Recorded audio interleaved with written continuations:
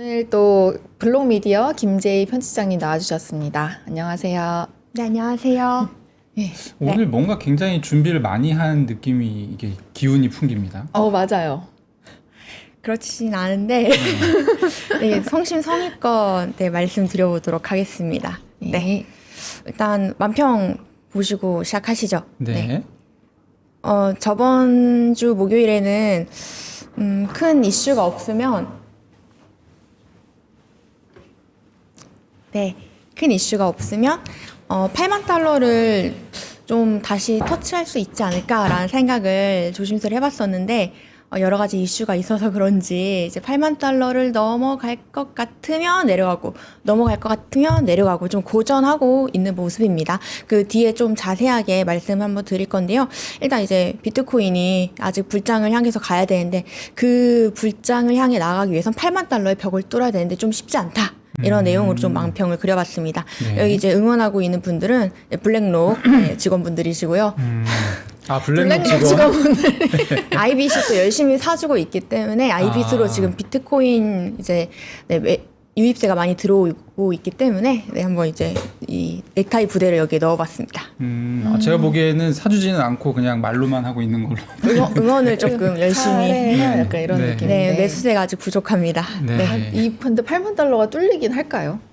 그러니까 이게 네. 되게 어떻게 보면 좀 화딱지가 나는 분석일 수 있어요. 그러니까 이게 올라가면 당연히 8만 달러가 뚫리는 건데 8만 달러를 뚫어야 올라간다 라고 하는 거는 조금 어떻게 보면 굉장히 좀 허무해지는 화법이잖아요. 사실. 그렇죠. 일단 거기까지 가야 네, 올라간다. 확 도약이 있다. 네. 근데 거기까지 가면 이미 많이 올라간 거거든요. 맞습니다. 그래서 이런 분석이 많이 나오는 이유는 사실 이제 비트코인이 장기간 하락 추세를 겪었다가 굉장히 중요한 이제 저항선으로 지금 간주가 되고 있는 8만 달러 선을 앞두고 지금 3번 미끄러졌거든요. 너무 그러다 안타깝습니다. 보니까 좀 네. 뚫어줬으면 하는 그런 바람들이 이렇게 많이 있는 것 같습니다. 네. 차트 보시면 말씀처럼 이제 최근에 3번 미끄러졌는데 이제 하루 24시간 기준으로 보면 어제 오후 2시에 한번 좀 레벨이 가격단이 78,000달러 선에서 이제 77,000달러로 좀 내려갔었고요. 거의 79,000달러에 근접했다가 넘어섰다가 내려갔던 겁니다. 그리고 오늘 자정 12시 넘어서도 한번 이렇게 쭉 내려가면서 지금 가격이 77,000달러 정도인데 76,000달러까지 내려갔다가 다시 이제 아침 들어서 회복하는 모습을 조금 보이고 있습니다. 그러면 지금 가격은 77,000달러 딱 걸려 있네요. 네. 이 정도의 가격으로 좀 정리를 할 수 있겠고요. 이게 사실 어제 상승 자체가 조금 뜬금없다 이런 평가를 받기도 했었는데 내려가게 됐던 거는 지금 이렇게 뚝뚝 떨어진 걸 보니 뭔가 이유가 있어 보이기도 하고요. 어떤 일들이 있었죠? 일단 사실 떨어질 만한 뉴스 자체는 없었는데 이런 포지션 선물시장 같은 데서 좀 내용이 포지션이 좀 정리된 부분들도 있었고요. 네. 그러면서 이제 가격이 조금씩 내려왔었던 걸로 보입니다. 네. 이 포지션 비율은 지금 보면 뭐 비슷비슷한데 네. 엎치락 뒤치락 하고 있는 상황인데 이제 24시간, 12시간 기준으로 봤을 때는 좀 숏 포지션이 아침 기준으로 12시간 전에 많이 청산이 롱 포지션이 많이 청산이 됐었더라고요. 그러면서 좀 가격이 내려왔던 걸로 보이는데 그동안에 사실 비트코인은 뉴스에 좀 움직이는 그런 모습들을 보였는데 어제도 이란 미국 그 뉴스가 많긴 했거든요, 사실. 네. 맞아요. 그리고 꽤 중요한 뉴스도 있었습니다. 이란에서 먼저 협상안을 조금 구체적으로 만들어서 맞습니다. 이제 전달한 게 공개가 됐죠? 네. 어떤 내용이었습니까? 우선 이제 러시아에 이제 이란 외무장관이 갔었고 거기에서 이제 이런 내용을 밝혔죠. 미국과 협상을 검토하고 있다. 라면서 이제 러시아 방송 매체를 통해서 인터뷰를 좀 했는데요. 지금 내용을 얘기한 거는 여기에서는 구체적으로 나오지 않았지만 이후에 이제 엑시오스라는 미국 매체에서 좀 내용을 발표를 했습니다. 그래서 이란이 미국의 그러니까 호르무즈 해협을 재개방을 할 건데 이제 조건부 협상을 제안을 했다라는 내용이 나왔습니다. 그래서 새 협상안이 뭐냐? 일단 군사 행동을 완전히 좀 종식시켜달라. 이스라엘과 미국이 하고 있는 이런 군사 행동을 완전히 종료해주고 그 다음에 이제 호르무즈 통행 문제에 대해서 좀 해결을 하자. 네. 이런 내용을 그 전달을 했고요. 그 다음에 마지막으로 핵 협상을 좀 진행을 하자라는 단계적인 이런 조건부 협상안을 제안을 했고, 여기에 있어서 좀 이제 봐야 될 게 이제 쟁점이 순서가 제일 중요한 건데요. 그렇죠. 네, 이제 그 해협 문제가 좀 여전히 걸리고 있긴 합니다. 이 해협을 이제 이란에서는 이 통행 문제를 조금 해결을 하는데 여전히 이제 통행료를 받자라는 게 좀 전제로 깔리고 있는 거거든요. 그래서 미국 쪽에서는 이거 어쨌든 통행료를 받겠다고 하는 거는 좀 국제법 위반이고 이거는 이런 뭔가 협상의 문제에 들어서지 않는다라는 입장을 좀 내비쳤습니다. 다음 뉴스를 보면서 좀 구체적으로 설명을 드리도록 하겠습니다. 백악관에서 이런 내용을 또 오늘 발표를 했었는데요. 대통령이 오늘 아침 국가안보팀과 회의를 했다라는 점을 이제 공식적으로 바로 언급을 해줬고요. 네.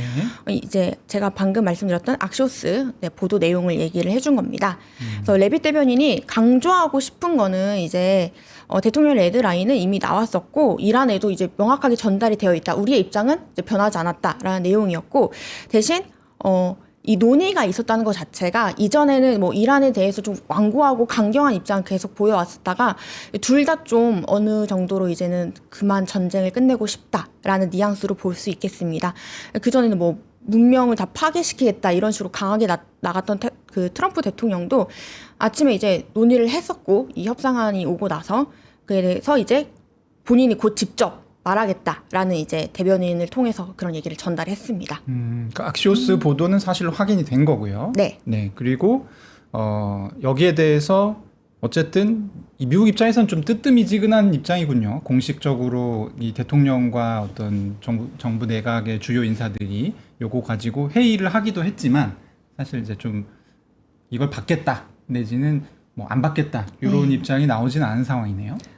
그래도 논의는 해보고 있다라는 내용에서 그나마 조금 긍정적인 뉴스를 좀 가져갈 수 있을 것 같고요. 그 외에는 사실 말씀 주신 것처럼 핵 협상에 대한 나중에 얘기겠지만 그런 문제도 남아 있고 왜냐하면 둘의 입장 차가 워낙 크기 때문에 네. 호르무즈 해협에 대해서도 지금 뉴스를 보시면 그 마코 루비오 국무장관이 이란이 말하는 해협 개방은 아까 제가 말씀드린 것처럼 이란이 조율하고 그러니까 이란이 주도권을 가지고 이란 쪽으로부터 허가를 받고 여전히 이 통행료를 지불해야 되는 방식이라면서 이제 여기에 대해서 비판을 했던 건데요. 이런 부분들이 남아 있기 때문에 이런 부분에 대해서 조율을 해야 되는 것들이 좀 쉽지 않지 않을까라는 생각을 좀 해봤습니다. 이게 되게 재밌는 뉴스였어요. 네. 왜냐하면 1차 협상 때 사실 이제 트럼프 측에서 네. 공동 관리를 제안한 것으로 알고 있거든요. 그렇죠. 근데 이제 마크 루비오는 사실 차기 대통령감으로 거론이 되는 사람 아닙니까? 네. 제이디 벤스와 함께. 그러니까 이렇게 이미지 관리도 좀 해야 되고 여러 가지 좀 눈치를 많이 봐야 되는 타입이에요. 그러다 보니까 지금 여기서는 지금 이제 1차에 미국에서는 분명히 공동 운영을 얘기를 한 걸로 지금 알려져 네. 있는데 그거랑 또 다른 얘기를 차기 대선 주자가 또 하고 있는 그런 상황이라고 보시면 될 것 같습니다. 어쨌든 정리가 조금 안 되어 있는 그런 상황이고 트럼프 대통령도 지금 뭐 이걸 해주자고 뭐 지금까지 열심히 여태까지. 뭐 공세 다 해놨는데 네. 뭐 이걸 풀어주기는 조금 쉽지 않다. 네, 여전히 핵 문제가 핵심이다. 뭐 이런 생각하고 있는 것 같습니다. 말씀 정리를 네. 잘 해주셨는데 네. 이제 호르무즈 해협에 있어서는 이런 통행료나 주도권이 이란을 가지고 가려고 하는 점이 이 협상에서 중요한 좀 쟁점이 될 것 같고 핵 문제에 있어서는 이란이 이제 평화의 목적을 좀 내세우면서 우라늄 농축을 이제 우라늄 농축 권리를 좀 가져가겠다 이런 부분은 미국이 일부 인정해 달라라는 내용이 있어서 그런 부분도 이제 앞서 나왔던 내용들입니다. 이런 부분도 미국이 좀 받아들이긴 어렵겠다. 그래서 이 두 가지 쟁점들이 아무래도 추후 협상에서도 좀 길어질 수 있는 요인이 되지 않을까 보고 있습니다. 그 사실 이제 네. 어제 나스닥 시장 같은 경우는 하락으로 시작을 했다가 상승 반전을 했거든요. 네. 예, 근데 이제 비트코인 같은 경우는 거의 어제 한 2% 빠졌어요. 물론 이제 맞아요. 오전, 오후 그 전에 상승분이 있긴 했지만 또 같은 뉴스가 나왔고 이게 사실 어떻게 보면 호재거든요. 왜냐하면 둘이 이렇게 대화를 할 의사가 있다는 건 어쨌든 전쟁을 할 가능성은 그만큼 줄어드는 거기 때문에 맞습니다. 좋았던 뉴스인데 비트코인은 떨어지고 좀 나스닥은 버텼던 특별한 이유 같은 게 있을까요?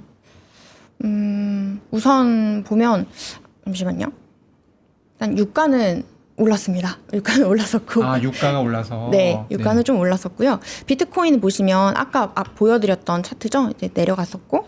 근데 이제 전반적으로 또 봤을 때는 또 이 전체적인 추세라고 흐름은 봐야 여전히 되겠네요. 상승 추세를 가지고 가고 네. 있거든요. 그래서 1시간봉 이게 1시간봉 기준이고요. 1시간봉 기준으로 보면 하락세가 이렇게 좀 거세졌던 부분들이 있는데 지금은 5시간봉 기준입니다. 이때를 보면 4월 이후로부터는 쭉 상승세를 유지하고 있어서 중단기적인 강세 모멘텀을 가지고 가고 있대.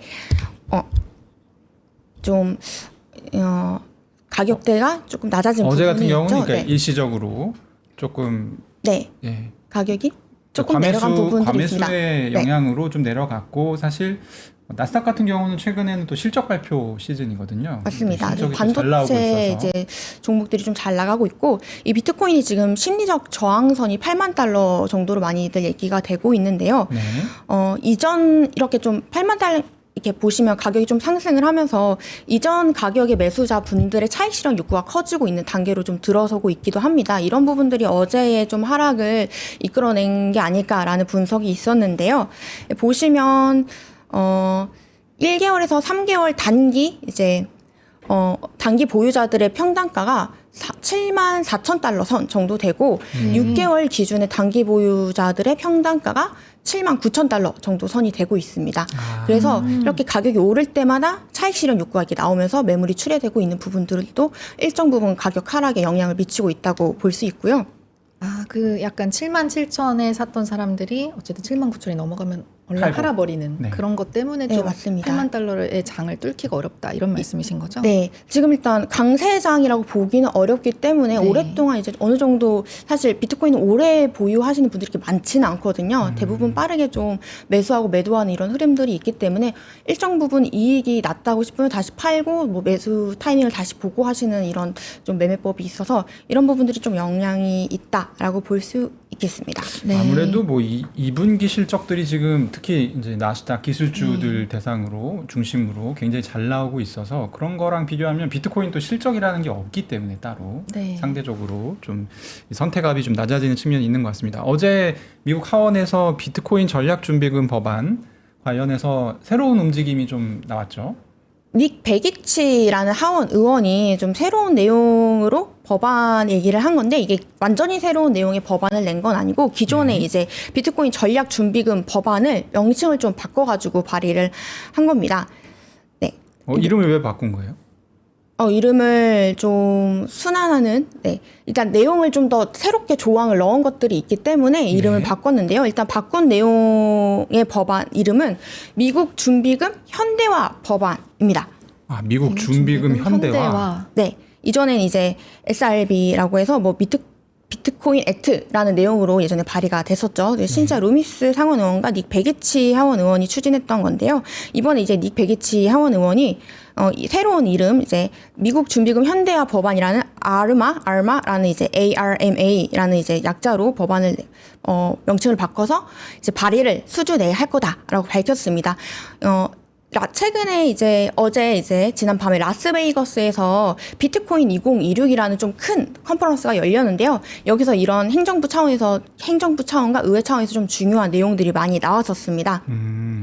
이게 앞서 좀 원래 말씀을 드리려고 했었던 게 있는데 이게 트럼프가 이란 전쟁 이후에 좀 여러 가지 좀 지지율도 떨어지고 아무래도 중간선거를 앞두고 계속 이 문제가 해결되지 않고 있으면서 여러 가지 좀 얘기가 있었는데요. 그래서 뭐 트럼프 10년지기라는 뭐 유명한 이제 폭스 뉴스 앵커 출신인 네. 이제 보수 농객입니다. 터커 칼슨이 트럼프와 뭐 이 이란 전쟁을 말렸지만 결국 행해서 뭐 절교했다 이런 얘기도 나왔고 이스라엘 쪽에서는 이제 네타냐후를 몰아내고 이 좀 새로운 좀 이제 정권 교체를 위해서 이스라엘의 이런 움직임도 잡혔는데요. 네. 그래서 좀 차기 행정부에서 이 비트코인 전략 준비금 법안이 어떻게 될지 모르니까 아예 이런 행정부 정책이 아닌 영방법 차원으로 올려서 이 차기 행정부가 바뀌더라도 이 법안을 좀 계속해서 안정성 있게 끌고 가자는 의미로 이제 닉 베기치 의원이 이름을 바꿔가지고 발의를 다시 하겠다고 한 겁니다. 그러니까 지금까지 비트코인 전략 준비금 정책의 근거가 되는 게 트럼프 대통령의 행정명령밖에 없었거든요. 네. 맞습니다. 이거를 법안으로 바꾸게 되면 어떤 의미가 있냐면 다음에 대통령이 누가 오더라도 이 법안 자체를 고치지 않으면 그 정책을 계속 유지를 할 수밖에 없는 거예요. 네. 지금 사실 전략준비금이 법안이 아니라 행정명령이기 때문에 사실 여러 가지 워딩들과 썰들이 좀 난무하는 그런 측면이 있습니다만 5년 동안 대표적인 게 이제 5년 동안 비트코인 100만 개를 확보하겠다. 무슨 돈으로? 이게 네. 되게 이제 난점이거든요. 이제 이 부분에 대한 명확한 어떤 이제 출처, 자금 마련 방안 이런 게 없었고 지금까지 논의되던 얘기는 주로 범죄 자금을 회수해서 그걸 이제 준비금으로 쌓아놓겠다. 이런 정도의 얘기가 나왔었습니다. 근데 이제 그 부분을 법제화하는 내용의 이제 내용이군요. 네, 이제 법안은 트럼프 대통령의 이제 행정명령을 법제화해서 기존의 이제 SRB를 법제화해서 영구적인 비트코인 준비금을 설립을 하고 또 비트코인을 매우 장기간 보유하도록 이제 의무화하는 내용을 좀 골자로 삼고 있고요. 또 이제 예산을 좀 중립적인 전략을 통해 가지고 5년 안에 명백한 이제 법령 안에 조문을 만든 건데 5년 안에 100만 개의 비트코인을 확보하자라는 것을 좀 명문화하자라는 내용이 담겨 있습니다. 그래서 미국 정부가 비트코인을 단순히 이전에는 이제 말씀 주신 것처럼 뭐 범죄 수익으로 얻어낸 그런 압수 자산이나 이제 매각 대상이 아니라 금이나 외환처럼 좀 장기적인 준비 자산으로 보유하고 늘려가자. 이런 체제를 좀 만들어 보자라는 내용이 지금 닉 베기치가 발의할 비트코인 뭐 현대화 준비금 현대화 법안에 포함되어 있는 겁니다. 이건 호재네요. 이 뉴스 자체는 그렇죠. 뭐 호재라고 할 네. 수도 있겠는데 뭔가 이렇게 좀 너무 사소한 호재. 원래 있던 내용인데. 네. 그래도 예전에는 이제 행정명령이었다면 이제는 그렇죠. 구체화되는 거니까. 약간 그런 느낌도 있습니다. 왜냐하면 전쟁에서 후퇴할 때 누가 점령했을 때 엿먹어봐라 이렇게 하고 뭔가 네. 이렇게 장애물을 만들어내는 그런 느낌인가요? 네. 왜냐하면 이건 네. 당연히 되는 걸로 지금 사람들이 생각하고 있는 건데 굳이 이렇게 굳이 법제화를 네. 한다고 하니까 뭐 네. 이름을 뭐 바꿈으로 인해서 닉 베기치 의원이 이제 어제 컨퍼런스에서 얘기한 거는 좀 의회와 대중이 법안의 목표를 명확하게 이해할 수도 있고 네. 또 비트코인이 준비 자산으로 취급돼야 된다라는 걸 좀 더 명확하게 부각하기 위해서 이름을 좀 바꿔봤다라고 얘기를 했었습니다. 네, 어쨌든 뭐 이게 뉴스가 나긴 했는데 이게 네. 상원 의원 한 명, 하원 의원 한 명 이렇게 이제 둘이 추진을 상의를 했었죠. 해서 네. 내놓은 거니까 파급력이 얼마나 될지 한번 지켜봐야 될 것 같고요. 그렇습니다. 역시 이제 저희가 좀 지켜봐야 되는 거는 이제 클래리티 법안의 일정 관련해서 이게 워낙 그 설왕설래가 많더라고요. 저희도 분석하기로는 사실 틀렸죠. 5월달에 힘들 것 같다라고 했는데 네. 톰 틸리스 의원이 이제 입장 변경하면서 사실은 5월달에 가능해져 버렸고, 네. 5월달에 이 캐비넛이 이 연준 의장 후보에 대한 지명 청문회가 통과가 되게 되면 이게 잘하면은 일주일 만에 또 될 이제 수도 표결이 있는. 되는 상태로 네. 갈 수도 있는 그런 상황인데요. 그렇습니다. 네, 어제 나왔던 얘기는 어떤 분석들입니까? 어제 사실 뭐 클래리티 법안에 관해서 제일 중요한 건 이제 기한 남은 시한이 얼마이냐, 네. 그동안 어떻게 좀 법안을 진행할 수 있느냐에 대한 좀 업계와 좀 의회 차원의 얘기들을 계속 업데이트하는 정도인데요. 오늘 이제 아침에 나왔던 뉴스 중에 하나는 크립토 혁신위원회라는 이제 미국의 한 단체가 있습니다. 거기에 이제 CEO인 김지훈님, 지훈 킴이신데 이분께서 이제 클래리티 법안을 위한 상원의 시간이 13주밖에 남지 않았다면서 빠르게 이제 입법을 좀 진행하자라는 좀 촉구를 한 거고요. 근데 사실 5월에 휴회가 2주 동안 있죠. 그래서 그걸 좀 고려를 하면 워싱턴 정가에서 실질적인 마감 시한으로 여기는 8월까지, 그러니까 중간선거 홍보 기간이 8월 휴회 전까지 한 10주 정도 남아 있다라는 얘기가 좀 구체적으로 그 시간이 좀 정리돼서 나왔었고요. 이렇게 쓸 수 있는 시간이 7월 31일까지라는 거죠?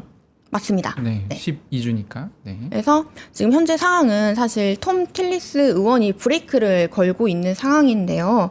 앞서 나왔던 이제 얘기는 톰 틸리스 공화당 상원 의원이 팀 스캇 그 상원 은행위원회 위원장에게 스테이블 코인 수익률과 보상에 대한 절충안을 좀 은행 쪽에 제시할 시간을 조금만 더 달라, 뭐 몇 주간 시간을 더 달라고 해서 이게 4월 중 마크업이 불가능해질 거고 5월에 이제 마크업이 좀, 그러니까 표결이 좀 진행이 될 것 같다라는 게 이제 앞서 나왔던 내용인데요. 이번에 또 톰 틸리스가 두 번째 레드라인 하나 더 제시를 했습니다. 네. 이 뭐냐면 이제 사실 톰 틸리스나 이제 신시아 루미스나 제가 저번에 말씀드렸죠. 이 두 위원이 클래리티 법안을 두고 좀 대결 구도를 가지고 있는데 두 위원 다 2027년 1월이 상원 의원으로서의 마지막 임기입니다. 네. 그래서 톰 틸리스 의원은 은퇴를 앞두고 뭐 은행 로비에 넘어가서 뭐 자리를 약속받고 뭐 이런 식으로 뭐 좀 클래리티 법안을 지연시키는 행동을 하고 있다라는 분석이 계속 나왔었는데 이번에는 이제 틸리스 의원이 트럼프 가족의 디지털 자산 사업을 경향을 하고 윤리 조항이 없는 클래리티 법안에 대해서 반대표를 행사할 거다라고 이게 공언을 했었습니다. 네. 네, 앞서 이제 클래리티 법안이 좀 쟁점으로 잡혔던 게 스테이블 코인의 보상 이런 지급 방식과 더불어 윤리적인 문제도 있었잖아요. 이해관계자 상충 문제. 그걸 좀 명확하게 저격을 한 건데요.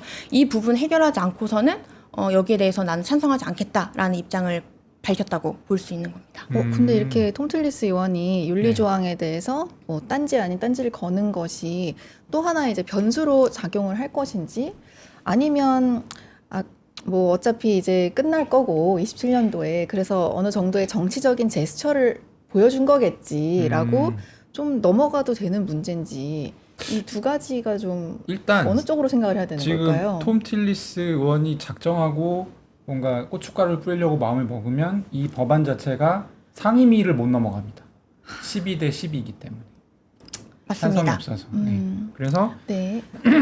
근데 이제 클래리티 법안의 진행 과정을 당연히 누구보다 잘 알고 보고를 그쵸. 받았을 거잖아요. 근데 이게 원래 그냥 스르륵 넘어가는 거였는데 사실 작년 9월부터 분위기가 바뀌어가지고 네. 제3자 플랫폼 이자가 이제 이 엄청난 큰 돌뿌리가 되기 시작을 했고 맞습니다. 결국에 엄청난 진통 과정을 거쳐서 그 부분을 지금 합의를 하지 않았습니까 거의? 네, 거의 초안이 됐죠. 지금 만들어졌는데 네. 지금 와서 또 이 얘기를 한다는 거는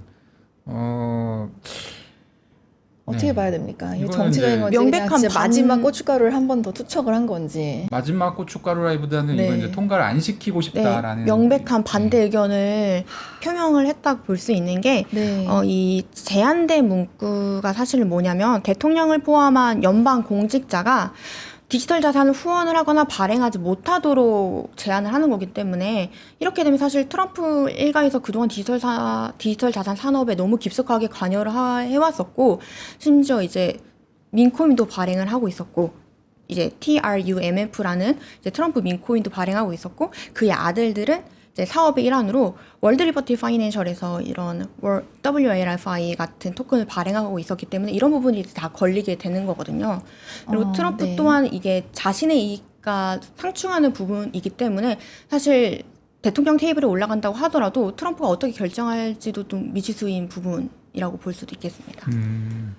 요게 그래서 사실 어제 가격이 내려갔던 이유 중에 하나가 요 내용이 될 수도 있습니다.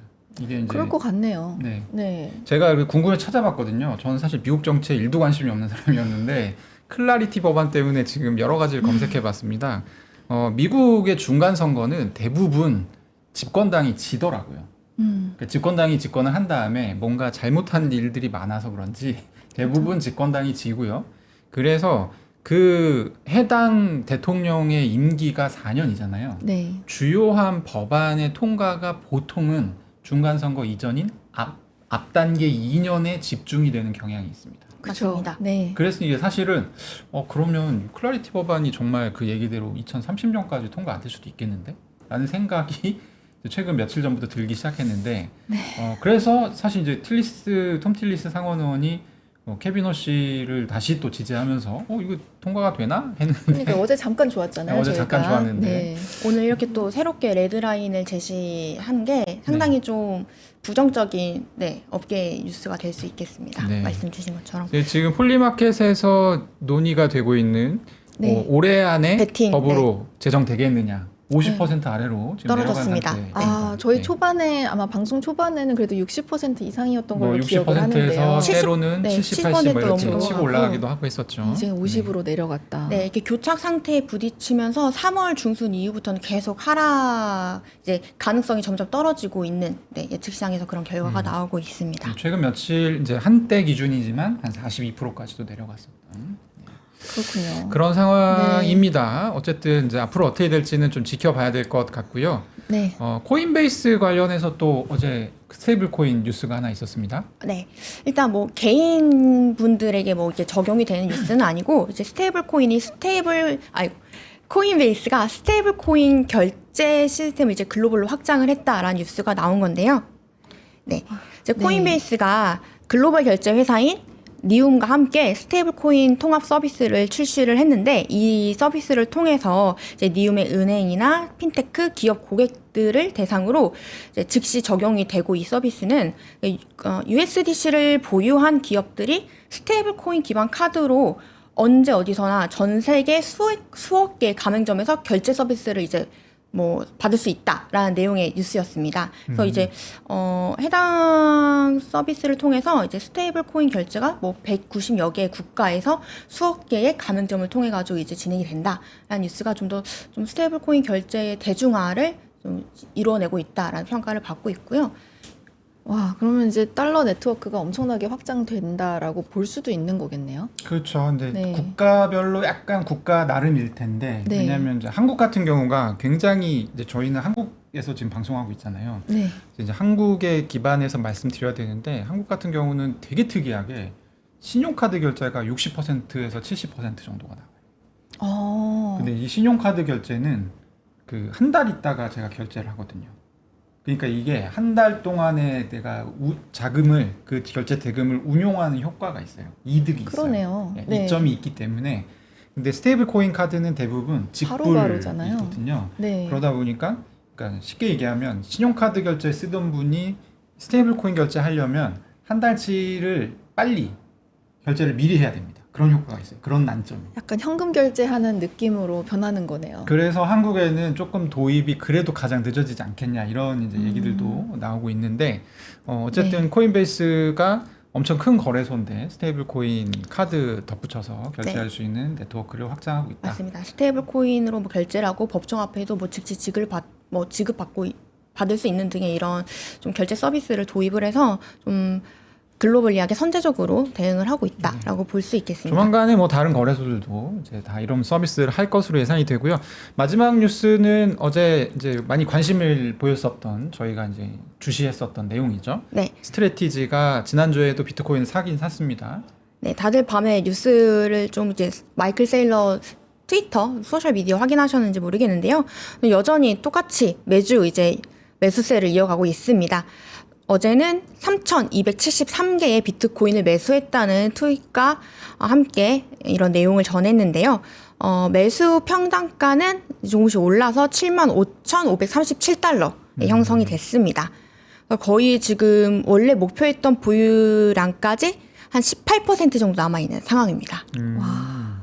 그러니까 네. 수량 자체는 굉장히 많은 편은 아닙니다. 네, 3,000개. 스트레티지 치고 그 전에 이제 34,000개 정도, 네, 상당히 많은 양을 매입했었기 때문에 대형 매수 이후에 이제 중형 매수, 소형 매수를 이어가고 있는 모습이고요. 지난주에 이제 스트레티지가 그 STRC 스트레치라는 영구 우선주의 배당 시스템을 조금 바꿨었죠. 11.5%의 배당 수익률을 유지하되 월 1회씩 배당을 하던 걸 월 2회씩으로 이제 나눠서 배당을 하게 되면서 좀 리테일 수요를 늘리고자 하는 이런 좀 의도를 보였었는데요. 그래서 네. 좀 더 마케팅 측면에서 이 구조를 바꿔가지고 이 수요를 늘려서 계속해서 비트코인을 구입할 수 있는 자금을 마련하고 있지 않겠냐라는 내용이 나오고 있습니다. 제가 이거 기억을 제대로 하고 있는지 모르겠는데 예전에 저희가 그래프 봤을 때 큰 동그라미 있고 그 다음에 좀 작은 동그라미 네. 생기면 약간의 하락이 있다. 그렇죠. 이런 얘기가 있었는데 지금 큰 동그라미, 작은 동그라미 나왔거든요. 네네. 그럼 이제 조금 더 내리는 걸 아, 예상을 해봐도 되나요? 요 아까 잠깐 그 네, 그 동그라미 그래프에서 그래프 띄워주시면 여기 보면 이렇게 이걸 말씀하시는 것 같은데 네, 맞아요, 네. 맞아요. 그래서 큰 동그라미, 작은 동그라미 한 이렇게 다음에 하면 줄고. 이렇게 네. 내려가고 네, 내려가고. 맞아요. 그래서 지금 큰 동그라미, 작은 동그라미가 나왔거든요. 그러면 이제 또 며칠 네. 정도 내렸다 다시 오르는 거 아닌가. 그게 근데 네. 어떤 거냐면 지금 노란 아까 방금 네. 3월 25일쯤에 노란 원 있잖아요. 지금 거기 저기는 그러니까 저때 원이 찍히잖아요. 그 전주에 산 게 저때 찍히는 거기 때문에 그리고 그 다음엔 원이 없지 않습니까? 네. 네. 그러니까 그렇게 봐야 됩니다. 안 샀기 때문에 이제 네, 그런 안 부분이 샀기 있다. 때문에 내려가는 그런 부분은 저는 분명 있다라고 생각이 들고 네. 흥미로운 거는 제가 저 데이터에서 흥미로운 거는 지금 에버리지 코스트가 평균 매수 단가가 75,500에서 더 내려가지를 못하고 있어요. 이거는 이 친구들이 잘못 사고 있다는 얘기예요. 제가 볼 때는.